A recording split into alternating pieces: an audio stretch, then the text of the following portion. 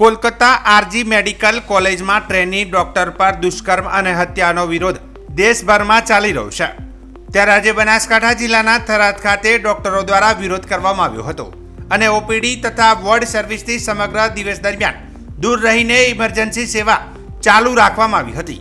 ત્યારે ડોક્ટર એસોસિએશનના વિવિધ સંગઠન જેવા કે થરાદ વાવ સુઈગામ આયુષ ડોક્ટર એસોસિએશન તેમજ ઇન્ડિયન મેડિકલ એસોસિએશન તેમજ BDS doctor association, physiotherapy doctor association તેમજ કેમિસ્ટ અને લેબોરેટરી એસોસિએશન દ્વારા થરાદની જે હોસ્પિટલ ખાતેથી રેલી યોજી બહોળી સંખ્યામાં ડોક્ટરો દ્વારા બંધ કરો ये अत्याचार, वी वॉन्ट जस्टिस, नए भारत की नारी है फूल नहीं है કે ચિંગારી है ના નારા લગાવી નાયબ કલેક્ટર કચેરીએ આવેદનપત્ર આપ્યું હતું, જેમાં ડોક્ટરો દ્વારા માંગ કરવામાં આવી હતી કે આ મામલે નિષ્પક્ષ તપાસ કરી દોષિતોને કડકથી કડક સજા આપવાની સાથે ન્યાય આપવાની માંગ કરી હતી।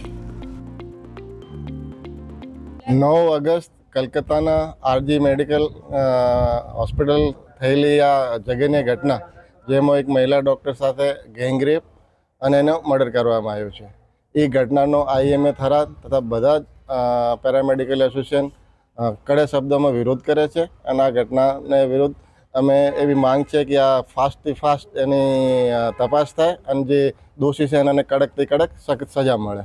આ Tharad IMA, Tharad BMS association, Tharad dental association, nursing association બધા જ અમે આ મુદ્દે એસડીએમ સાહેબને નિવેદન આપવાના છીએ અને કે ભાઈ આ કેસની સખત તપાસ થાય અને દોષીઓને સજા મળે। બીજી અમારી એક માગણી એવી છે કે સેન્ટ્રલ પ્રોટેક્શન એક્ટ લાગુ કરે, જેનેથી શું આવા પગલાંવાળા દોષીઓને તરત સજા મળે અને પ્રોટેક્શન। આજે 24 કલાકની સ્ટ્રાઇક ઉપર છે એમાં તમામ પ્રાઇવેટ હોસ્પિટલ 17 તારીખ સવાર 6 વાગ્યાથી 18થી સવાર 6 વાગ્યા સુધી સ્ટ્રાઇક ઉપર રહેશે। એને રૂટીન ઓપીડી, રૂટીન પ્રોસિજર બધા બંધ રહેશે, આપાતકાલીન સેવા મળશે। કોલકાતામાં થયેલી આ ઘિનોના કૃત્યની અમે સખત શબ્દોમાં વિરોધ કરીએ છીએ અને આ વિરોધ પ્રદર્શન માટે અમે એકઠા થયા છીએ। આજે થયું એ બહુ દુઃખદ ઘટના છે। આ તો એક ડૉક્ટર દીકરી સાથે થયું છે, પણ આવું કોઈ પણ દીકરી કે કોઈ પણ સ્ત્રી સાથે ન થવું જોઈએ। દરેક ભારતીય આ વિરોધમાં જોડાવવું જોઈએ અને સરકારશ્રીને નમ્ર વિનંતી છે કે આનું સજાનું પ્રાવધાન બહુ કડક હોવું જોઈએ અને જલ્દીથી જલ્દી ફાસ્ટ ટ્રેક કોર્ટમાં કેસ ચલાવી કડકમાં કડક સજા થવી જોઈએ।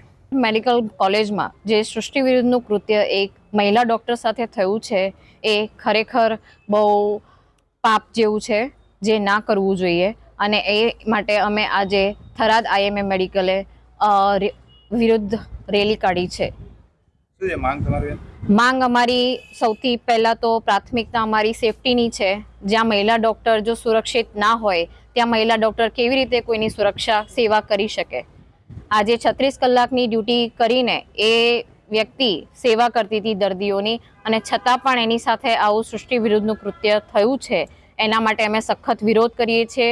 દેશમાં જ્યાં આપણે ડેવલપિંગ કન્ટ્રી તરીકે આજે ડેવલપ થવા જઈ રહ્યું છે, ત્યાં નારી સશક્તિકરણના નામે ખાલી ને ખાલી સરકાર કોઈ પગલાં લઈ રહી નથી મહિલાઓની સુરક્ષા માટે।